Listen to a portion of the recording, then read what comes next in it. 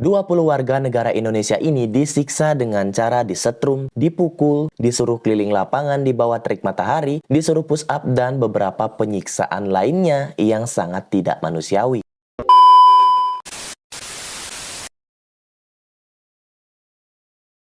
Hai guys, terima kasih buat yang udah klik video ini dan selamat datang di Sudut Cerita. Bagaimana kabar kalian? Semoga kalian selalu diberikan kesehatan dan dilancarkan rezekinya. Nah, pembahasan kali ini tuh agak lumayan sensitif ya, jadi buat yang nonton mohon kebijakannya gitu.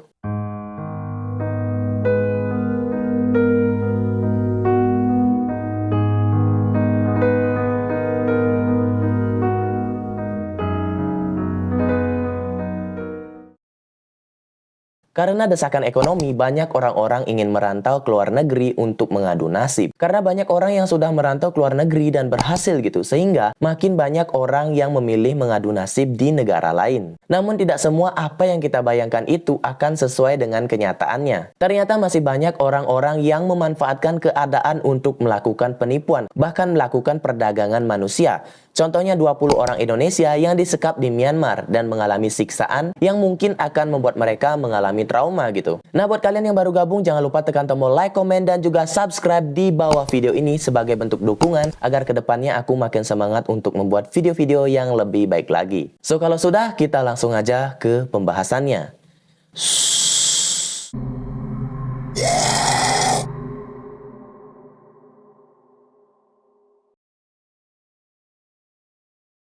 Oke, pada hari Sabtu tanggal 6 bulan 5 tahun 2023, pemerintah Indonesia akhirnya berhasil mengevakuasi para korban yang disekap dan disiksa di Myawaddy, yaitu sebuah daerah konflik di Myanmar. Evakuasi ini dilakukan setelah KBRI Yangon bekerja sama dengan jejaring lokal yang memiliki akses ke Myawaddy. Sebelumnya, keberadaan 20 warga negara Indonesia itu diketahui setelah video mereka meminta pertolongan kepada Bapak Presiden Joko Widodo viral di media sosial.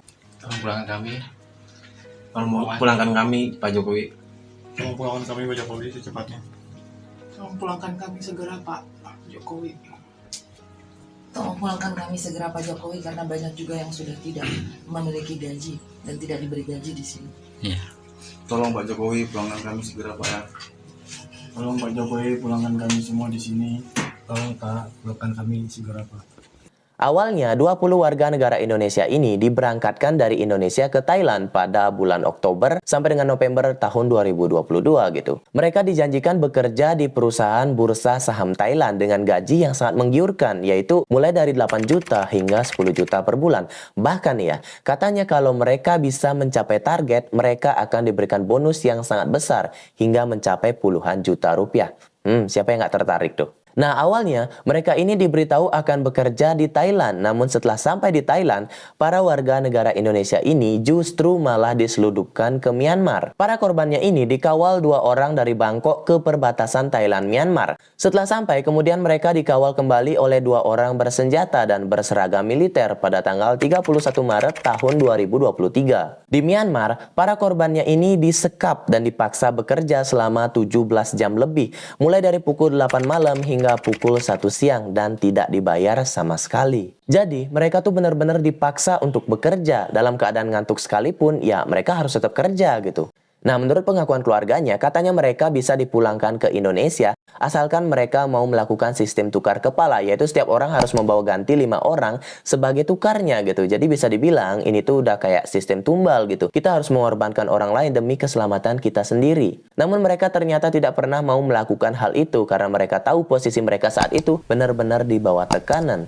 Jika seandainya mereka mengorbankan 5 orang dari 1 orang yang disekap saat itu, maka akan ada 100 orang lagi yang akan bernasib sama dengan mereka. Ya nggak? 20 dikali 5 sama dengan 100, karena per orangnya harus mengorbankan 5 orang. Ini buat orang-orang Indonesia, terutama orang awam ya. Jangan pernah percaya dengan iklan online dengan iming-iming gaji besar.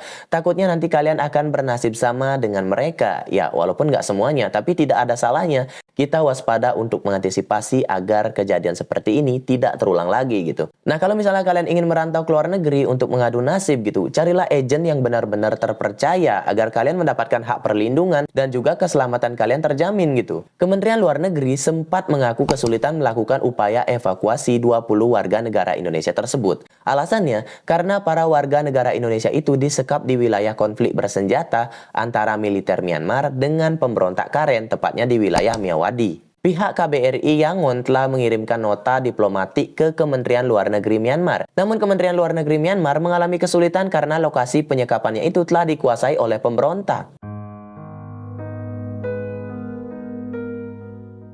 Upaya pembebasan 20 warga negara Indonesia yang disekap di Myanmar itu pun akhirnya berhasil dilakukan. Para warga negara Indonesia dibebaskan dan dibawa menuju ke perbatasan Thailand dalam 2 gelombang, yaitu pada tanggal 5 Mei 2023 dibebaskan sebanyak 4 orang, dan pada tanggal 6 Mei 2023 dibebaskan sebanyak 16 orang. Tim perlindungan WNI KBRI Bangkok selanjutnya akan membawa mereka ke Bangkok untuk proses pemulangan. KBRI Bangkok akan berkoordinasi dengan otoritas Thailand untuk perizinan repatriasi ke Indonesia. Direktur Perlindungan WNI dan Badan Hukum Indonesia mengungkapkan kondisi 20 WNI yang disekap itu dalam keadaan sehat. Ya, walaupun sekarang mereka bisa dipulangkan dalam keadaan sehat, pasti mereka akan mengalami trauma.